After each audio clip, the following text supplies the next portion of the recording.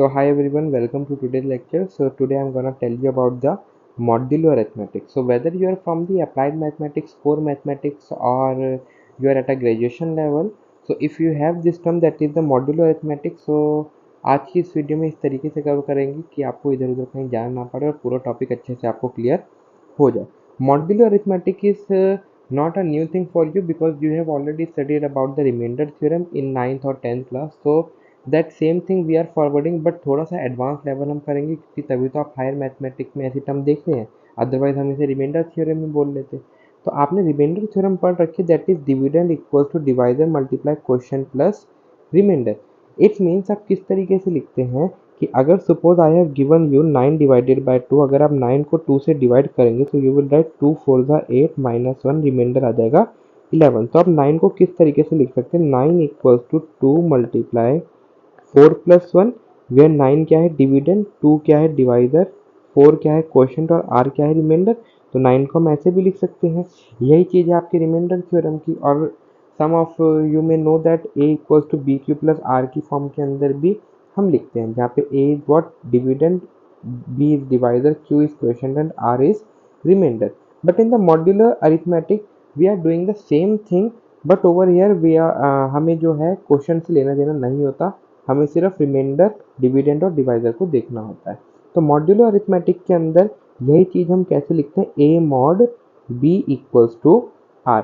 It means जब a जो है b को डिवाइड करेगा, सॉरी a जो है जब b से डिवाइड होगा तो जो भी आपका रिमाइंडर आएगा वो आपका आंसर होता है. आपको क्वेश्चन से यहाँ पे लेना देना नहीं होता. दैट इज अगर मैं बोलूँ 9 मॉड्यूलो 2, तो यू हैव सीन दैट जो रिमाइंडर आया था वो आपका 1 आया था. तो 9 मॉड 2 का आंसर क्या होगा आपका 1, यही आपका आंसर होगा. But the one thing you have to remember in over here that if you recall the condition of the remainder theorem, जो आपका रिमाइंडर होना चाहिए वो always greater than equal to 0 होना चाहिए, लेकिन लेस देन आपका b होना चाहिए, where b is what divisor. यही मैंने आपको बताया. तो same thing we are doing in the modular arithmetic. जो भी आपका a mod b equals to remainder आएगा, r आएगा, ये जो r की वैल्यू होनी चाहिए 0 या 0 से बड़ी होनी चाहिए, लेकिन b से छोटी होनी चाहिए. b से बड़ी नहीं हो सकती और 0 से छोटी नहीं हो सकती. इट मीन्स नेगेटिव नहीं हो सकती. So let us take the example that is 10 mod 3. So 10 mod 3 is what? Remainder is 1. When you divide the 10 with the 3, you know 3 3 is 9. So remainder would be 1. So therefore 10 mod 3 is 1. Similarly 63 mod 6. So when you divide 63 with the 6, you know 6 10 the 60, the remainder is 3. So over here you can see the remainder is 3. So ये जो 3 है ये क्या है, 0 से तो बड़ा है लेकिन इस 6 से छोटा भी है, क्योंकि less than equals to B लिखा है हमने. तो यही आपने यहाँ पे देख पा रहे हैं. और इधर जो है 1 जो है 0 से बड़ा है लेकिन 3 से छोटा है. So the same concept we are doing of the remainder theorem, but over here we will do some extra thing जो कि आप आने वाले टाइम के अंदर देखेंगे. So first I will tell you about the properties of the modular arithmetic, और उसके बाद कुछ केस देखेंगे, दैट इज 4 केसेस, और उसके बाद आपका टॉपिक ओवर हो जाएगा. So let us see the properties of the modular arithmetic. So from the first property you can see over here that is a mod n equals to a mod n. It means what?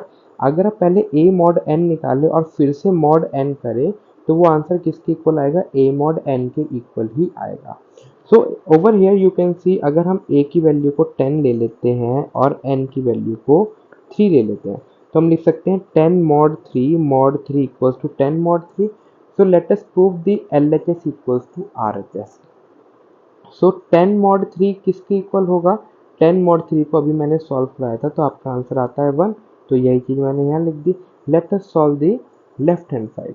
So 10 mod 3 की value तो आ गई 1. सबसे पहले हमने पहला bracket solve करा, then ये mod 3 हमने एज इट इज रखा.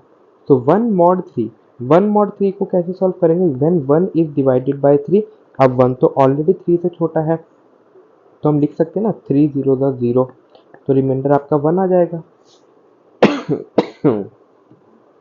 तो 1 mod 3 का आंसर भी आप क्या देख सकते हैं, 1 आ रहा है. ऑलवेज रिमेंबर जब आपकी a की वैल्यू b से छोटी है इधर आप देख पा रहे हैं जब मैं 1 को 3 से डिवाइड करूंगा तो हमें डेसिमल में आंसर नहीं लिखना है, हमें क्या करना है, हम 0 से भी तो मल्टीप्लाई कर सकते हैं, इंटीजर्स में ही हमें नंबर लिखना है। तो 3 0 का 0, तो रिमाइंडर आपका 1 आता है। तो इट मीन जब भी आपका जो डिविडेंड है अगर डिवाइडर से छोटा होगा तो जो आपका डिविडेंड होगा वही आपका रिमाइंडर भी होगा। तो आप देख पा रहे हैं LHS इक्वल्स टू RHS आ गया, यही चीज़ आपकी पहली प्रॉपर्टी कह रही है। सो that's all about the first property. Now proceed toward the second property. तो second property क्या कहती है, that is n to the power x mod n equals to 0। अगर n to the power x mod n हम करेंगे तो वो हमेशा 0 आएगा for all positive integer value of x, चाहे x कोई भी हो। तो let us take n equals to 3 और x इक्वल्स टू 2। आप x को 2 लिया, हम कुछ भी नंबर ले सकते हैं, 4 ले लीजिए, 5 ले लीजिए। तो मैं लिख सकता हूँ that is 3 to the power x mod 3, 3 to the power x mod 3। अभी मैं चेक कर रहा हूँ 2 के लिए, तो मेरे को पता है जब मैं 3 का स्क्वायर कर दूंगा it means 3 to the power 2 का मतलब क्या है, 9। तो 3 to the power 2 means 9 mod 3, और 9 is totally divisible by 3। So 9 is totally divisible by 3, 3 3 is 9, तो रिमाइंडर क्या आएगा, 0। तो देयरफॉर आंसर वुड बी 0। अगर आप x की वैल्यू 4 ले लेते हैं that is 3 to the power 4, जो भी आंसर आएगा वो कम्प्लीटली डिविजिबल होगा 3 से, क्योंकि है तो 3 का मल्टीपल ही। और अगर 3 का मल्टीपल है that would be completely divisible by 3, so you will get answer 0। So therefore second property I hope you understood, that is n to the power x mod n equals to 0 for all integer value of x. Now come to the third part, that a plus b mod n equals to a mod n। सबसे पहले हम a के साथ कर रहे हैं a mod n, then b mod n, बीच में एडिशन का साइन है तो एडिशन रहेगा, एंड लास्ट में फिर से mod n। ये है आपकी third property. Here I have taken a equals to 5, b equals to 6 and n equals to 3। तो पुट करें value a plus b means 5 plus 6, mod n means mod 3। Right hand side value रखते हैं, a mod n means 5 mod 3, b mod n means 6 mod 3 and mod n means mod 3। सो इधर आप देख पा रहे हैं आपकी कहीं ना कहीं एसोसिएटिव प्रॉपर्टी लाइक हम लिख रहे हैं। ये जो मॉड है ना, सबसे पहले ए के साथ गया, फिर बी के साथ गया, और पूरे के साथ रहेगा। तो सबसे पहले ए मॉडर्न हो गया, बी मॉडर्न हो गया, और मॉडर्न भी लास्ट में रहेगा। अब सॉल्व करते हैं। तो let us first solve the left hand side. तो 5 प्लस 6 इज 11, सो 11 मॉड 3। तो 11 मॉड 3 क्या आएगा आपका, 2 आएगा, क्योंकि जब आप 11 को 3 से डिवाइड करेंगे आपको रिमाइंडर 2 मिलेगा। 3 3 is 9, तो remainder is 2। So left hand side आ गई 2। Now let us see the right hand side. So in the right hand side 5 mod 3, 5 mod 3 क्या आएगा आपका, 2 आएगा, और 6 mod 3, 6 तो completely divisible है 3 से, तो आंसर आपका 0 आ गया यहाँ पे। और लास्ट में क्या लिखा है, mod 3। 2 plus 0 is 2, और mod 3 हमने एज इट इज लिख दिया। So again you can C over here जो आपका डिविडेंड है वो आपका डिवाइडर से छोटा है, इट मीन्स ए जो है बी से छोटा है। अगर ए बी से छोटा है तो जो आपका आंसर होगा वो सेम आपका डिविडेंड हो जाएगा, जो रिमाइंडर होगा अगेन सेम आ जाएगा, because if you divide 2 with the 3, you know 3 zeros are 0, so answer will be 2, so therefore remainder is 2। So over here you can see that LHS equals to RHS। So that's all about the third property। Now let us see the fourth property। The fourth property क्या कहती है, that is the multiplication modulo n, that is a into b mod n equals to a mod n into b mod n और फिर से mod n। पहले हमने a के साथ mod n करा, फिर b के साथ mod n करा, और फिर होल के साथ करा, ठीक है। तो let us take a 5 b 6 and n 3। So just put the value, that is 5 into 6 mod 3 equals to 5 mod 3 into 6 mod 3 और फिर mod 3। So 5 6 you know that is 30, और 30 is completely divisible by 3, so answer is 0। It may be possible कि आपका कुछ और integer हो, अगर आपकी a और b की वैल्यू अलग अलग हो तो आपका आंसर कुछ और आएगा, ठीक है। Now on the right hand side we have 5 mod 3, 5 mod 3 you know, when you divide 5 with the 3 you will get the remainder 2।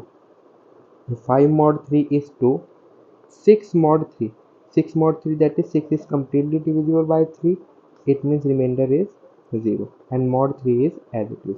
Now over here you can see that 2 into 0 is 0, तो 0 mod 3 क्या आएगा आपका 0 ही आएगा, because 0 तो completely divisible है और 0 जो है 3 से छोटा भी है, तो वी नो दैट 3 0 is 0, तो remainder is 0, so therefore 0 mod 3 is 0. So over here you can see that LHS equals to RHS.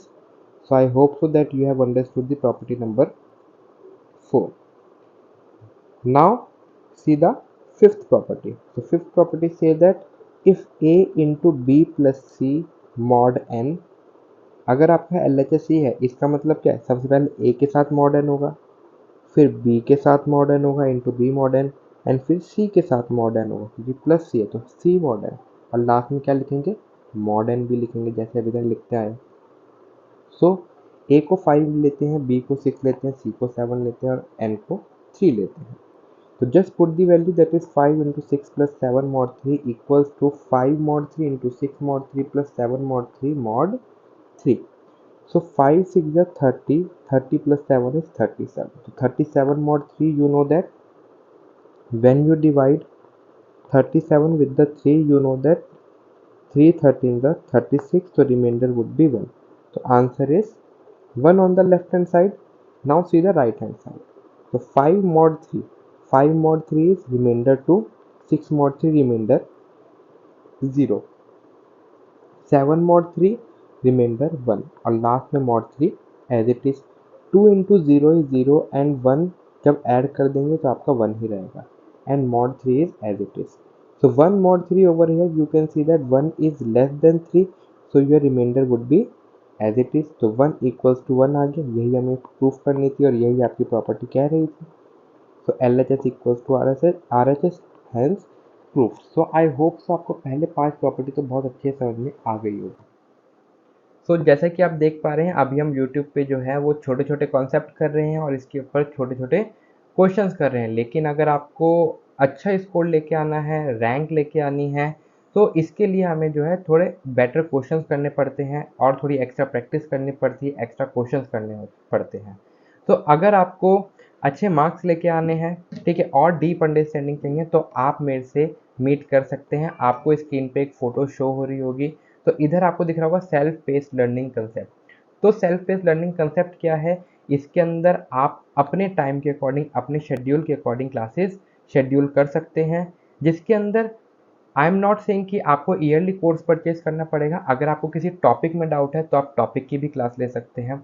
अगर आपको किसी चैप्टर में डाउट है या कुछ चैप्टर्स आपको कवर करने हैं तो आप सिर्फ उन चैप्टर्स की क्लास ले सकते हैं. इधर जो क्लासेस रहेंगी वो आपकी प्रीपेड रहेंगी. प्रीपेड कैसे रहेंगी, इधर जो क्लासेस चलेंगी आपकी आवरली बेसिस पे चलेंगी, आपका आवरली चार्ज होगा, ठीक है. तो सपोज आपका कोई एक चैप्टर है या आपको कोई कॉन्सेप्ट करना है और उधर से आई वुड से कि उसके लिए आपको 2 से 3 घंटे लगेंगे. तो जो भी चार्ज होगा आवरली बेसिस का आप 3 घंटे का पे कर दीजिए, तो आपकी 3 घंटे के लिए क्लासेस शेड्यूल हो जाएगी और आप उस टाइम के अंदर अपना कंसेप्ट क्लियर कर सकते हैं. इधर आपका पर्सनली 1-to-1 इंटरेक्शन होगा मेरे साथ. देन जो आपका कंटेंट मटेरियल है वो आपको व्हाट्सएप पे इधर ऑन गूगल क्लासरूम पे आपको शेयर कर दिया जाएगा. देन आपको जो भी डाउट्स होंगे वो मैं ही क्लियर करूँगा. अभी आपको दिख रहा होगा स्क्रीन पे कि सिर्फ 9th और 10th के लिए mathematics and science and 12th के लिए 12th एंड 11th के लिए ओनली मैथमेटिक्स. तो अभी सिर्फ इतना ही कोर्स शेड्यूल हुआ है. अगर आपको और भी किसी आई वुड से किसी सब्जेक्ट के अंदर डाउट है तो आप वो मेरे को व्हाट्सएप पे बता सकते हैं. अगर उसके लिए कोई अवेलेबल होगा तो आपके लिए क्लासेस शेड्यूल हो जाया करेंगी. जो भी चार्ज रहेगा वो आपका आवरली बेसिस पे रहेगा. आपको स्क्रीन पे नंबर दिख रहा होगा, सबसे पहले आप अपनी क्वेरी जो है व्हाट्सअप कर सकते हैं. व्हाट्सअप पे आपको पता चल जाएगा. अगर काफ़ी देर बाद तक रिप्लाई नहीं आया तो आप कॉल कर सकते हैं. देन सेकेंड थिंग, आपको डिस्क्रिप्शन में आपको इंस्टाग्राम आईडी का लिंक मिल जाएगा मेरी, जहाँ पे आप मेरे से कनेक्ट हो सकते हैं और उधर भी आप अगर मैसेज करेंगे तो उधर भी मैं काफ़ी जल्दी रिप्लाई कर देता. Now let us proceed toward the थोड़ा सा एडवांस लेवल जिसके अंदर आपको थोड़ा सा समझना पड़ेगा. And if you understood very well so you can say that you understand the modulo arithmetic. So let us see from the case first, case 2, case 3 and case 4. 4 cases में आपको समझाने की कोशिश करिए. You know that modular arithmetic is what, a mod B, A mod B. So there is a possibility that A is greater than 0 and B is greater than 0. So case number 1 is what? Both A and B are greater than 0. So मैं एक ही values के साथ आपको just plus minus change करके पूरा question और पूरा step समझाने की कोशिश करूँगा। So A greater than 0, B greater than 0 हम लिख सकते हैं। ए की वैल्यू ग्रेटर देन 0 तो दैट इज 9 और बी की ग्रेटर देन 0 तो बी को मैंने ले लिया 4। सो 9 मॉड 4 क्या है? अभी सिंपली जो अभी तक करते आ रहे हैं, 9 को डिवाइड करेंगे 4 से तो 4 टू द 8 और फिर हम माइनस करते हैं तो 9 माइनस 8 इज रिमाइंडर 1। तो आंसर आपका आ गया 9 मॉड 4 का answer is 1। Now there is a possibility that a is greater than 0 but b is less than 0। There might be a possibility कि a जो है आपका 0 से बड़ा हो लेकिन b जो है 0 से छोटा हो। सो b को मैंने लिया -4, a को 9 एज इट इज रहने दिया। So when you divide 9 with the -4, देखिए अगर आप सिंपल 2 से मल्टीप्लाई करेंगे तो आपका आंसर क्या आएगा? -4 into two is -8, -4 into two is -8। लेकिन हम एक माइनस तो यहाँ पे भी करते क्योंकि जो भी आपका आंसर यहाँ पे आता है आप माइनस ही तो करते हो ऊपर डिजिट से। तो जब मैं मेरा -8 आ गया तो जब मैं माइनस करूँगा तो ये साइन प्लस में बदल जाएगा। तो अब मेरे को 9 + 8 करना पड़ेगा। 9 + 8 इज 17। आई होप आपको समझ में आ रहा है। इधर मैं क्या करता हूँ 9 - 8, 9 - 8 और अगर मैं -4 से 2 को मल्टीप्लाई करूँगा तो -8 आंसर आता है। तो जब मैं 9 में से -8 को माइनस करूँगा तो आपका आंसर आएगा 9 + 8 विच इज इक्वल्स टू 17।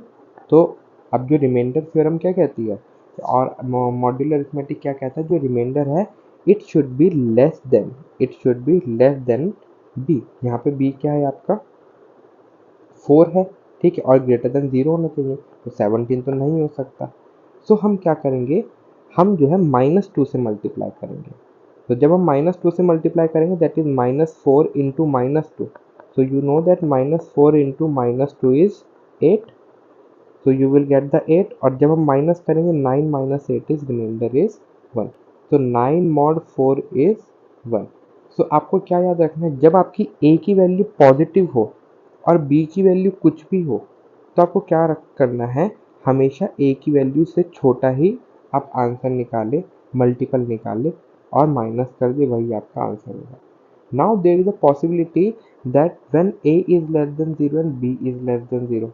तो जब आपका a लेस देन 0 होगा इट मीन्स a की वैल्यू नेगेटिव होगी तो a मैंने -9 ले लिया और b की वैल्यू भी नेगेटिव होगी तो b मैंने -4 ले लिया। तो इधर आप देखेंगे दैट इज -4 डिवाइडेड बाय -9। तो अगर मैं सीधा 2 से मल्टीप्लाई करूँगा -4 को यू विल गेट -8। तो और आपका a की वैल्यू भी नेगेटिव है तो जब -9 माइनस ऑफ -8 करेंगे तो क्या हो जाएगा, -9 + 8 हो जाएगा, -1 आएगा आंसर। तो रिमाइंडर माइनस में आ जाएगा विच इज़ नॉट पॉसिबल क्योंकि रिमाइंडर जो है नेगेटिव नहीं हो सकता। अभी हमने पढ़ा था 0 से बड़ा होना चाहिए। अगर मैं -4 को -2 से मल्टीप्लाई करूँगा तो -4 इंटू -2 आपका होता है 8। तो और इधर आपकी a की वैल्यू क्या है -9। तो -9 - 8 करूँगा तो ये तो -17 आएगा। तो इट मीन्स हम -2 भी ले सकते। तो आपको क्या याद रखना है, जब भी आपकी a की वैल्यू नेगेटिव होगी हमेशा जो मल्टीपल आना चाहिए यहाँ पे हमेशा a से बड़ा होना चाहिए, हमेशा a से बड़ा होना चाहिए। तो मेरे को देखना पड़ेगा 4 से बड़ा क्या आता है 9 और 4 के टेबल में 9 से बड़ा क्या आता है। तो वी नो दैट 4 3 द 12 होता है। तो अगर मैं -4 को -3 से मल्टीप्लाई करूँगा तो I will get the sorry, अगर मैं 4 को 3 से मल्टीप्लाई करूँगा तो यू विल गेट द -12। अगर मैं कह रहा हूँ 4 को अगर मैं -4 को 3 से मल्टीप्लाई करूँगा आपको -12 मिलेगा। और हम क्या करते हैं फिर सब्ट्रैक्ट करते हैं तो -9 माइनस ऑफ -12 जब मैं करूँगा तो -9 + 12 होगा। -9 + 12 इज वॉट, दैट इज 3। तो इधर आपका रिमाइंडर जो है वो क्या आ गया 3 आ गया, दैट इज 0 से बड़ा लेकिन b से छोटा आ गया, यही आपको चाहिए था। तो -9 माइनस मॉड -4 की वैल्यू क्या आ गई आपकी 3। देन फोर्थ पार्ट देखें। तो फोर्थ पार्ट आपको क्या कह रहा है, when a is less than 0 but b is greater than 0, कि a तो क्या हो 0 से छोटा हो that is negative and B जो हो वो आपका 0 से बड़ा हो, तो बी आपका पॉजिटिव हो गया। So we know that when 4 divides -9, तो 4 को जब मैं -9 से डिवाइड करूँगा तो अगेन मैंने आपको क्या कहा था कि जब भी आपकी ए की वैल्यू नेगेटिव चले जाए इट मीन्स जो भी बाहर नंबर लिखा है इस हमेशा क्या देखे एक बड़ा मल्टीपल देखे। तो 4 के टेबल में 9 से बड़ा क्या आता है आपका 12 आता है, और 9 और 12 का डिफरेंस क्या होगा 3, वही आपका आंसर होगा। तो इधर मैंने क्या करा 4 को मैंने मल्टीप्लाई -3 कर दिया, तो 4 मल्टीप्लाई -3 -12। अब जब मैं -9 में से इसको मैं माइनस करूंगा -12 को, तो आपका आंसर क्या आ जाएगा -9 + 12 विच इज इक्वल टू 3। तो हेयर रिमाइंडर इज 3, तो -9 mod 4 is 3। Again I hope कि आपको चीज़ें समझ में आई होगी, नहीं आई तो एक बार शॉर्ट में फिर से समझिए। सिंपल सा लॉजिक आपको ध्यान रखना है, when a is greater than 0 does not depend कि b की वैल्यू पॉजिटिव है या नेगेटिव। अगर a आपका ग्रेटर देन 0 है, हमेशा जो आपका मल्टीपल होना चाहिए वो हमेशा ऊपर वाले नंबर से कम होना चाहिए, ठीक है। तो ऊपर से कम क्या 4 के टेबल में क्या है 9 से कम क्या आता है 8 आता है, तो इन दोनों का डिफरेंस आपका 1 है। अगेन इधर आप देखेंगे a की वैल्यू ग्रेटर देन 0 है, बस यही आपको देखना है। तो भूल जाइए b के आगे प्लस लगा माइनस लगा, तो आपको क्या देखना है 4 के टेबल में 9 से छोटा क्या आता है, तो 9 से छोटा 8 आता है 4 के टेबल में, तो डिफरेंस क्या है आपका, डिफरेंस आपका होगा 1। तो 9 mod -4 इज 1। लेकिन but if a is less than 0, अगर a की वैल्यू नेगेटिव हो गई, तो अगर a की वैल्यू नेगेटिव हो गई आपकी, सो इट मीन्स आपको b को तब भी नहीं देखना। अगर a की वैल्यू नेगेटिव होगी इट मीन्स आपको b के अंदर ऐसा मल्टीपल ढूंढना है जो a से बड़ा हो। सो 4 से बड़ा 9 से बड़ा 4 के टेबल में क्या आता है, सो वी नो 12 आता है, और 9 और 12 का डिफरेंस 3 होता है, तो therefore answer would be 3। Again इधर आप देखेंगे a जो है आपका नेगेटिव है, आप b देखो ही मत, आप सीधा देखो 9 से बड़ा क्या आता है 4 के टेबल में 12 आता है, तो सीधा आप डिफरेंस लिख देंगे, तो वही आपका क्या हो जाएगा -9 mod 4 that is 3। The simple logic you have to understand in this way, ठीक है। Now let us see some question, that is first part is 8 mod 3। 8 mod 3 means when 8 is divided by 3 the remainder is 2।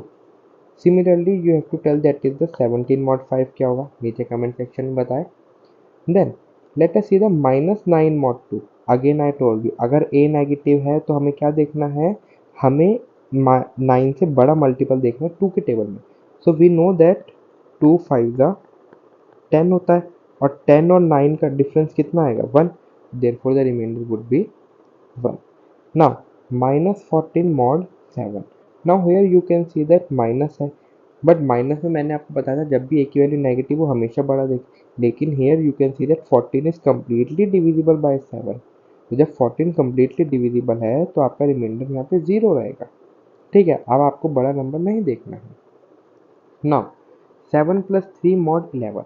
7 + 3 mod 11 या तो आप property से कर सकते हैं वरना डायरेक्ट करें। 7 + 3 is 20, 20 mod 11 is 9, because 11 one ज़ा 11, और 11 और 20 के बीच में कितना डिफरेंस है आपका 9 है। Similarly in this way you have to tell the answer, that is 57 - 42 mod 11।